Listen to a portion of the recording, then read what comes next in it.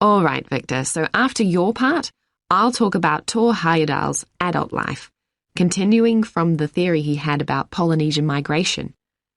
Up until that time, of course, academics had believed that humans first migrated to the islands in Polynesia from Asia in the west.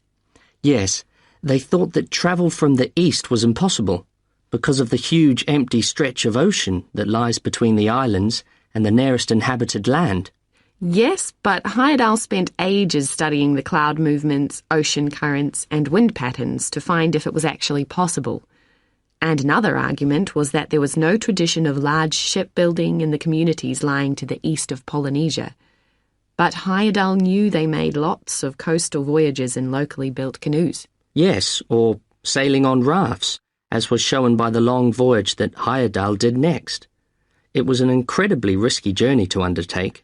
Sometimes I wonder if he did that trip for private reasons, to show others that he could have spectacular adventures. What do you think, Olivia?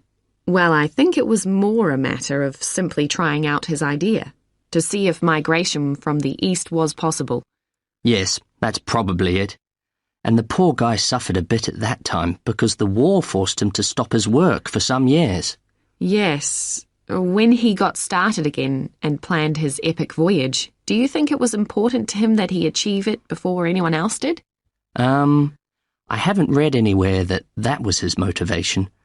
The most important factor seems to have been that he used only ancient techniques and local materials to build his raft. Yes. I wonder how fast it went. Well, it took them 97 days from South America to the Pacific Islands. And after that, Heyerdahl went to Easter Island, didn't he? We should mention the purpose of that trip. I think he sailed there in a boat made out of reeds. No, that was later on in Egypt, Olivia. Oh, yes, that's right. But what he wanted to do was talk to the local people about their old stone carvings and then make one himself to learn more about the process. I see. Well, what a great life. Even though many of his theories have been disproven, he certainly left a lasting impression on many disciplines, didn't he? To my mind, he was the first person to establish what modern academics call practical archaeology. I mean that they try to recreate something from the past today, like he did with his raft trip. It's unfortunate that his ideas about where Polynesians originated from have been completely discredited. Yes. Right, well, I'll prepare a PowerPoint slide at the end that acknowledges our sources.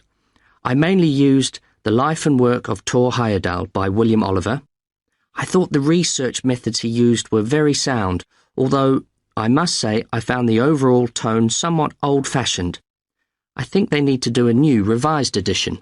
Yeah, I agree. What about the subject matter? I found it really challenging. Well, it's a complex issue. I thought the book had lots of good points. What did you think of the illustration?